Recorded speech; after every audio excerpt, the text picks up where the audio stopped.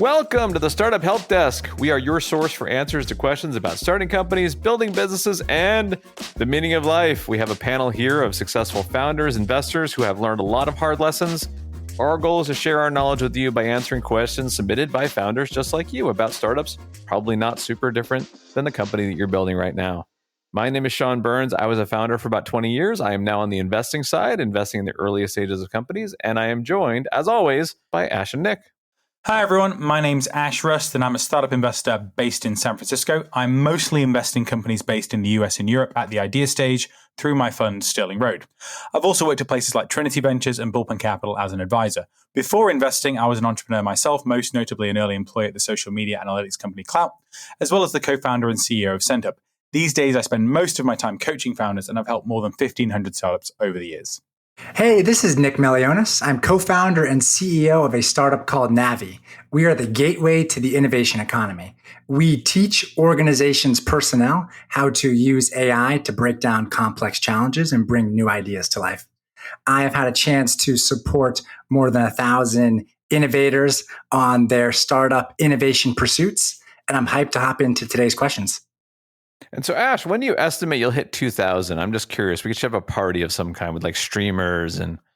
I was just thinking about that. I was thinking I probably need to just switch to the number of investments. I think we're at like 96 or 97 investments at Sterling Road. So I'll probably just start saying we've done more than 100 investments. No, you know how it is with metrics. Once you've reported a high metric, you can't reset to a lower metric. Right, you can't go down.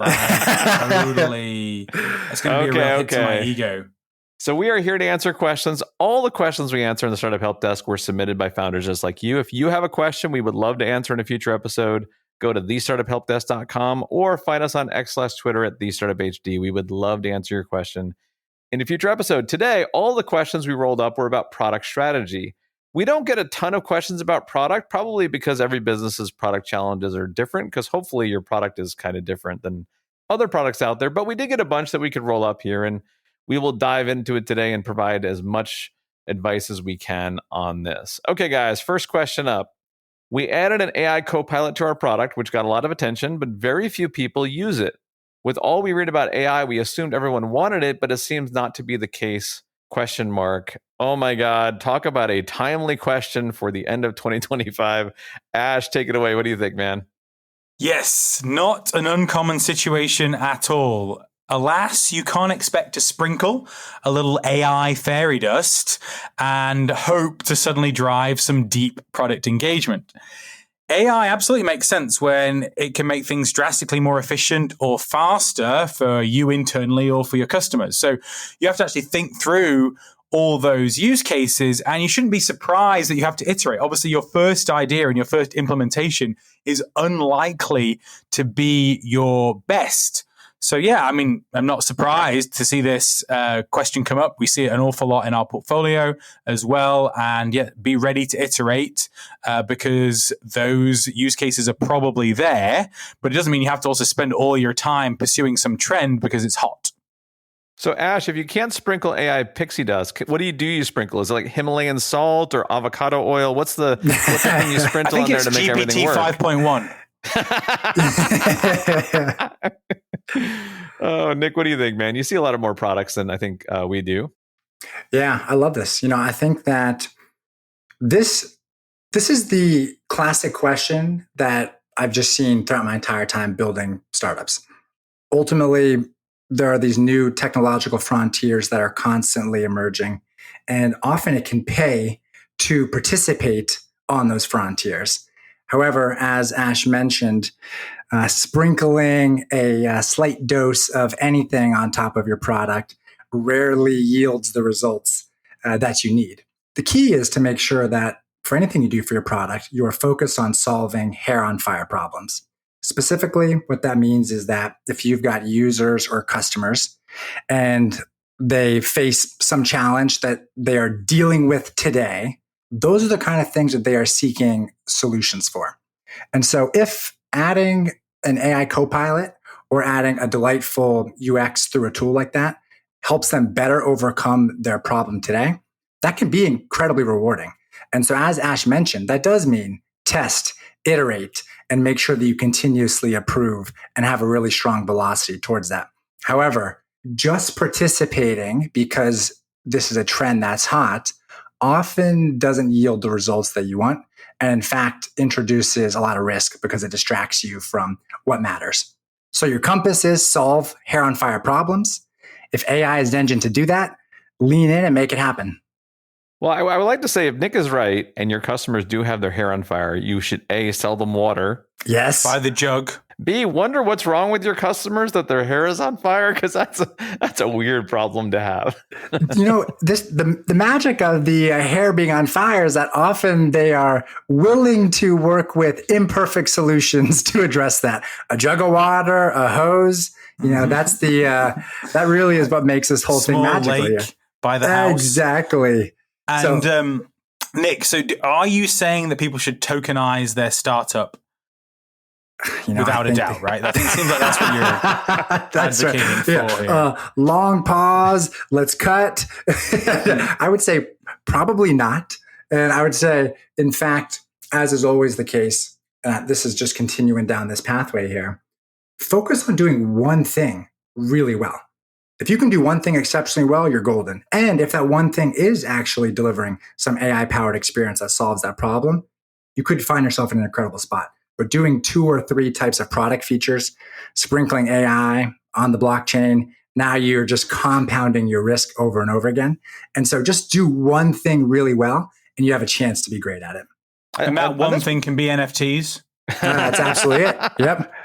I will say one specific thing on this question, which is AI can make a lot of sense in a lot of products because people love the magic of automation. But if your solution is to put a chat box in your product, we as early adopters, we like typing things into random boxes and seeing what happens. But most people are not like that. The fact that people don't know what to type in that box can be an enormous barrier in your product. In fact, a lot of people were trained by SaaS products that if they type the wrong things in that box, it could delete all their account.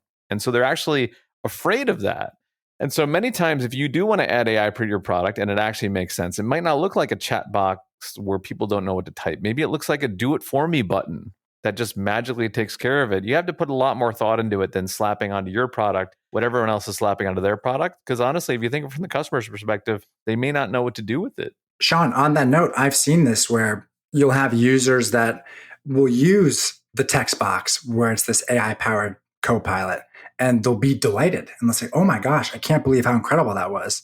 And yet they won't continue using it thereafter. And it just goes back to that root point, which is if you're not solving a problem that they face often enough, then no matter how amazing that experience can be, they won't return back to it. And no AI here. This is a fully human-generated podcast, at least for now, until we. I've been advocating for us to switch to AI for some time. I don't know if I can keep coming up with this material. That's hard work. Nick, what else do we have on the question queue for today? All right, let's do this. A founder asked us the following. We have customers across a few different verticals, and their feature requests vary wildly. It's hard to prioritize what to work on. How can we balance such diverse requests from such different customers? Sean, you want to take the lead here? Yeah, I'll jump in because I hear this a lot. I have bad news for you. You have more than one business because when your customer bases start to diverge like you're describing, you aren't servicing one customer profile, one ICP. You have a few of them. And while they might be buying the same product, they have very different interests, which you see are diverging based on their requests.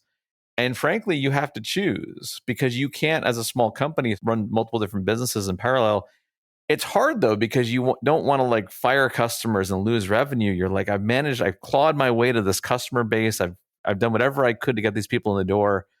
But the reality is what they're telling you is that you have to choose. You have to figure out which of these is best. When you are a huge company with hundreds and hundreds of employees, can you be in more than one business at a time? Absolutely. That's great. And what you've proven here is maybe there are a few different places you can expand to in the future, but you need to pick the one where you have the best advantage that you can grow the fastest because you will never be able to meet. And in fact, if you attempt to meet the needs of such divergent customers, you'll just tear yourself apart and you'll be mediocre at all of them. Let's try to be the best at a customer focus where we think we can win instead of trying to be a little bit okay across the board. But it is scary because it means you're going to have to let some of those customers go that you work so hard to acquire to have a business. And Ash, I'm sure you have this discussion a lot with your companies. How does that one go? Yeah, I mean, I want to just focus on the tactics of this. So absolutely, I'm always begging people to work with less customer profiles concurrently.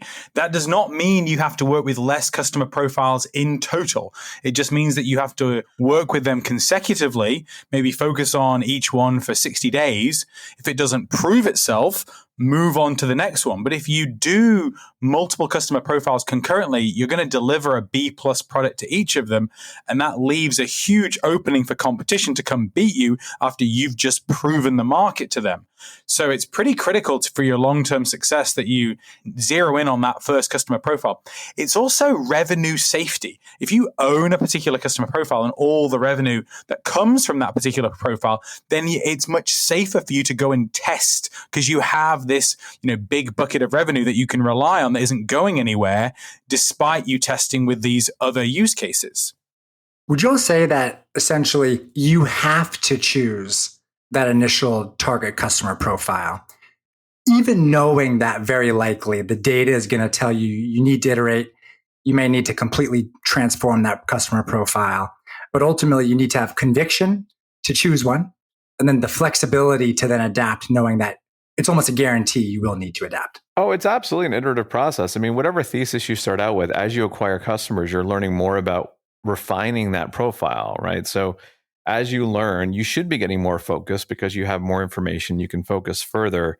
And that's how you accelerate. That's how your velocity can increase because you narrow your focus onto this more and more specific definition of your ideal customer.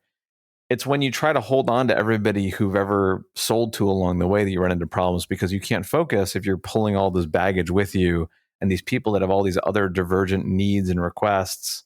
Like at some point, you just have to have the wherewithal to say, listen, we've learned a lot since we started. We thought our customer base was this group, and it turns out that we can do better if we focus on this subgroup and then this subgroup of that subgroup. And that's how you accelerate. Sure, in the future, you can come back, but right now, let's go deep. I see startups run into this issue too, where they're just not talking to enough customers. So essentially over the course of a week, maybe you talk to 5 prospective customers, and then you put so much value into each one of those meetings. And now you do think you've got these 5 things you have to deliver on. Whereas in reality, you have to down select precisely, but also have a large volume of folks that you're learning from. Yeah, I've seen this problem most often with people whom have deep expertise in an area, and their initial go-to-market is to sell to all the people that they know, that they have relationships with. But those people are buying for a different reason. They're buying because they know you. They aren't self-selecting into a group of people who have an acute version of this problem. They're buying because of their relationship with you. Or you're an accelerator and you sell to a bunch of other companies on accelerator, and they do it because they want to buy from you. Everybody try. And in those cases, the initial customers are buying for the wrong reasons, or at least non-reproducible reasons. You're not really learning a lot about who you should be selling to. So it turns out if you have some sort of cheat code to get to your first 5 customers, it can actually put you at a disadvantage because you end up with this potpourri of customers that it's hard to learn from. Yeah, nobody wants to be an agency. All right, next question. Our customers want to hear about our long-term roadmap, but we are small and have trouble planning just a few months in advance. How can we give them a long-term plan if we can't commit to dates in the future? Nick. Thank goodness there's a startup founder out there that recognizes their limited ability to predict so far out in the future. I call this out because so many times you'll meet with a startup and they will confidently predict things several years in advance. And let's just say that's quite challenging to do. You mean complete fiction? You worded it better than I did, 100%. I'll say this. At the end of the day, when it comes to working with customers, trust is the currency that matters the most. They want to understand that you've got a vision of some future state that aligns with theirs. And specifically, it helps them transform into a better version of themselves and overcome some problem. And they want trust that you can be this partner, this vessel that can help them get there. And so when it comes to what you're selling trust. To get there, I would say, sell the dream. So deliver this vision for this compelling outcome. But then most importantly, you have to execute on outcomes for today. To do that, it's not just articulating this long-term plan. more importantly, is articulating things a few weeks out and then actually sending updates, validating that you delivered on those outcomes, confirming that those outcomes actually matter to this customer, then mapping out another few weeks in advance and delivering on that too. So in short, to achieve this big outcome, you actually have to go small and then ruthlessly deliver on those small things so they can trust you. That's well said, Nick. I will just add that it's important to think about why customers ask for things like long-term roadmaps. I don't know about you, if you buy, a new blender, you're probably not looking at the roadmap for that blender company and where it's going. So why is it that a lot of customers ask for these roadmaps?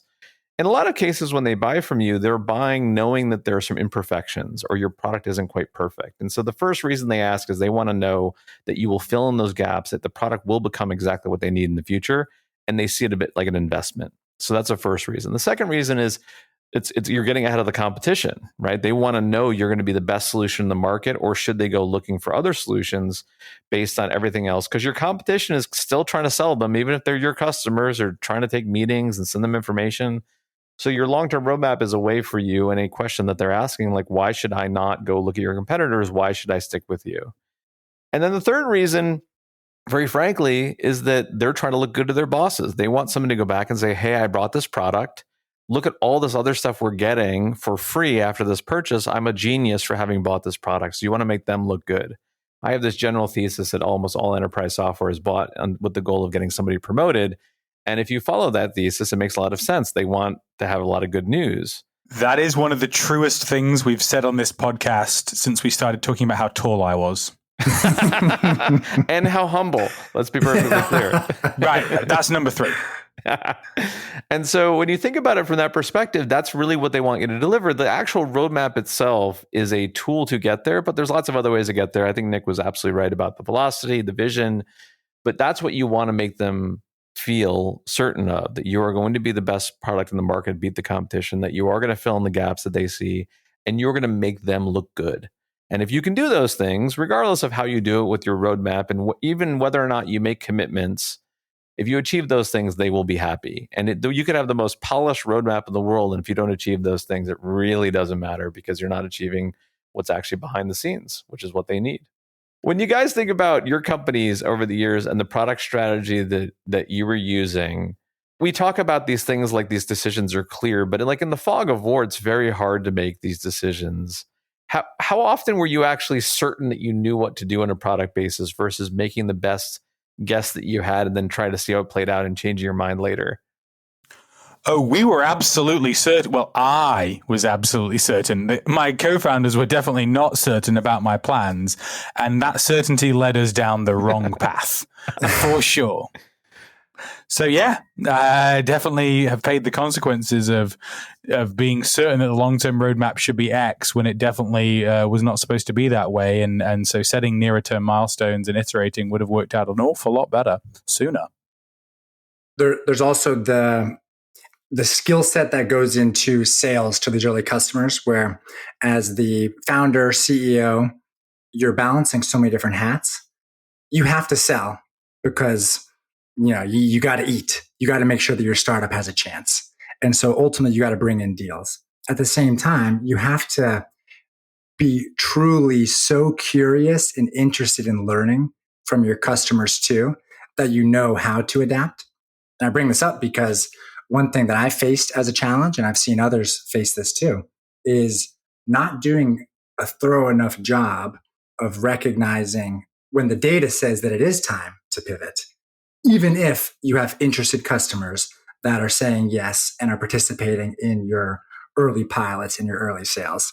And so I think it's important for founders to recognize, sell hard, but also really listen closely to understand, and this ties into what Shonda mentioned earlier, what are the incentives that are driving these decisions, and make sure you understand the problem that you're solving and why somebody is buying. Otherwise, you'll just keep selling and you won't recognize that you needed to have actually taken a different exit in order to pivot. Yeah, I mean, stay flexible with your product strategy. It is hard to be right. And it's even harder to read the tea leaves to figure out what you should do. And the best way is you iterate, you react, and you respond, and you believe, listen, I have a plan, but you should be ready to throw that plan away and do something else as you have more information. I think that's for 20 years of running product-based orgs, that is my biggest takeaway, is that the worst thing you can do, as Ash said so well, was be certain. That is dangerous territory. You don't want to land over there. Okay, we've covered a lot about product strategy. As always, Ash and Nick, thank you for bestowing your product-based knowledge upon us. Hey, thank you both. Thank you. And we will be back in the future to answer more questions. So if you have questions, we would love to answer them. Please jump over to thestartuphelpdesk.com or thestartuphd on X/Twitter. We would love to put your questions in a future episode. But for now, the Startup Help Desk is closed. We will return. In the meantime, good luck in building your business.